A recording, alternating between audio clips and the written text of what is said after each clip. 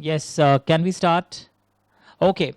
So this is another small series on short questions which is consisting of correct, incorrect with reasons. तो अगर आप इस video को देख रहे हैं, मैं बोलूंगा इसके पहले के 3-4 शॉर्ट वीडियोस को जरूर देखिएगा because they teach you how to write the answers, how to prepare the answers in advance because most of the questions will be asked on similar lines, so it really saves your time. Exam में सोचना नहीं पड़ेगा and आप concrete, correct answer लिखेंगे. सो इसलिए in short videos को आप देखेंगे, जरूर देखेंगे. ओवर कॉन्फिडेंस मन में मत आने दीजिएगा कि मेरा तो आता ही किया हुआ है, ये सब आता है मुझे. These things should not come in your mind. कब? सबसे पहले यहां पर लिखा हुआ है, देखो, the primary responsibility for the prevention and detection of fraud is with the auditor. This is an incorrect statement.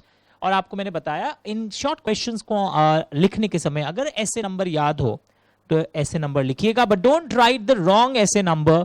आप फिर अगर नाम याद नहीं हो तो according to standards auditing on the auditor's responsibilities relating to fraud in an audit of financial statements, the primary responsibility for prevention and detection is with the management and TCWG.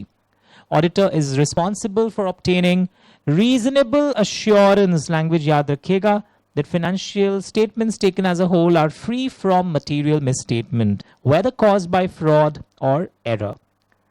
तो ये ऑडिटर की एक reasonable assurance उसे obtain करना है that financial statement में गलतियां नहीं है.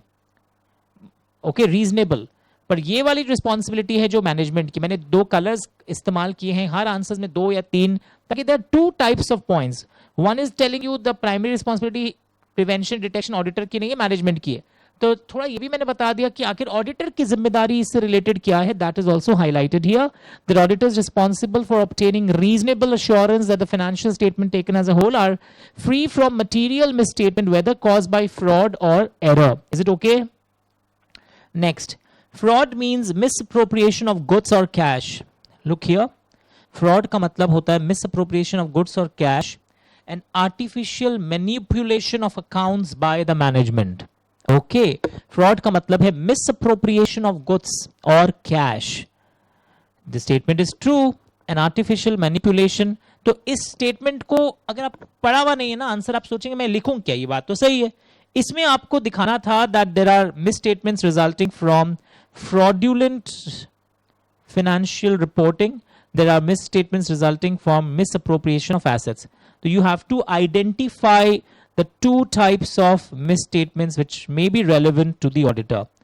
So that is why I'm repeatedly saying this in every video कि इस वीडियो को देखिए, आंसर के पैटर्न को समझिए. क्योंकि कई बार स्पेशली प्रॉब्लम क्या होता है, जो स्टेटमेंट ट्रू होते हैं उसमें आपको लगता है ये जब ट्रू ही स्टेटमेंट है तो मैं इसके बारे में और क्या लिखूं. अब मैंने आपको बताया ना, उससे रिलेटेड जो 2 टाइप के मिसस्टेटमेंट्स होते हैं उसको लिख दीजिएगा. ओके, 74 एंड 75 जैसा आप देख रहे हैं, these are very simple, but again जरूर पढ़ना है बिकॉज इस टाइप के स्टेटमेंट्स को आप कैसे एक्सपैंड करेंगे, आंसर को सपोर्ट कैसे करेंगे गिवन स्टेटमेंट को, those techniques and art has to be learned while practicing again and again. Okay, auditor needs to report to central government in case of fraud involving 20 lakh rupees. No, as per section 143 subsection 12, individual fraud against the company, language ध्यान से देखना. Okay, 1 crore or more, ये वाला आपको inform करना पड़ता है, बाकी वाले आपको ऑडिट कमेटी और बोर्ड को ही इन्फॉर्म करना पड़ता है. तो ये जो है फ्रॉड इन्वॉल्विंग 20 लाख, ये आप ऑडिट कमेटी को रिकमेंड रिपोर्ट कर दीजिए. ये भी शो ऑफ कर दिया मैंने इसमें. पर 1 करोड़ एंड ऊपर वाला जो है ये सेंट्रल गवर्नमेंट को रिपोर्ट नहीं होगा. होगा, ऑडिट कमेटी को रिपोर्ट होगा. ओनली 1 करोड़ और मोर वाले इंडिविजुअल फ्रॉड बाय ऑफिसर्स और एम्प्लॉइज ऑफ द कंपनी अगर होते हैं, that will be reported. Language ध्यान से देखिए, मैं वापस यहां पर ये कर दे रहा हूं. Is it okay? चेक कर लो. Sure everyone?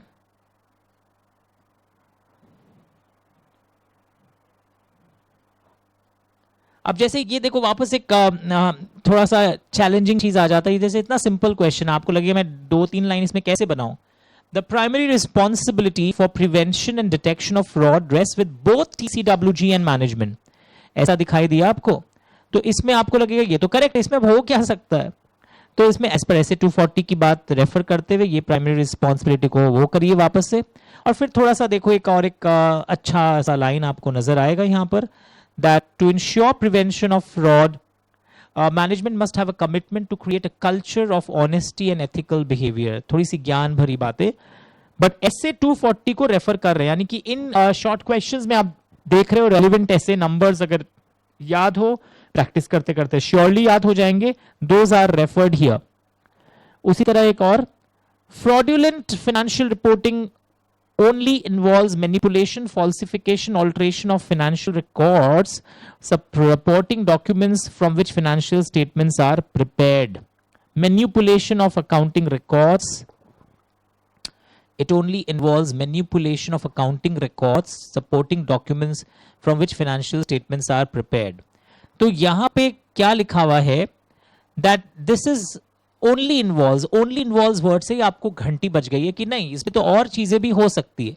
तो सबसे पहले what you should have done, as per ऐसे 240 इट इन्वॉल्व्स, क्या क्या टाइप की चीजें यहाँ पे इन्वॉल्व आती है वो दिखानी है। तो this is a important one, क्योंकि कई लोग इसे बोलोगे हाँ ये तो होता है, but the word only is the catch in this correct incorrect, जहां पे आप और कैसे कैसे फाइनेंशियल फ्रॉडुलेंट फाइनेंशियल रिपोर्टिंग हो सकता है, दैट इज सीन हियर।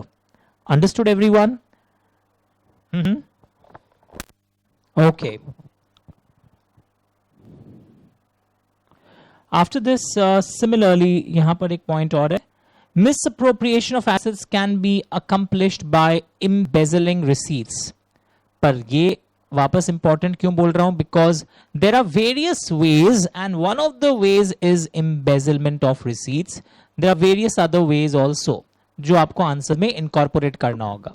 कई बार स्टूडेंट्स बोलते हैं ऐसे 240 पे तो क्वेश्चंस आए नहीं इस बार, but they tend to forget that जो कंपल्सरी पार्ट था जहां इस टाइप के करेक्ट इनकरेक्ट थे, वहां ऐसे 2-3 हो सकता है ऐसे 240 से भी रिफ्लेक्टेड हो। यानी तुम सोचते हो कि ऐसे सिर्फ 4 मार्क्स वाले क्वेश्चंस में आता है, but they are indirectly asked in MCQs, integrated case studies as well as this type of correct incorrect questions.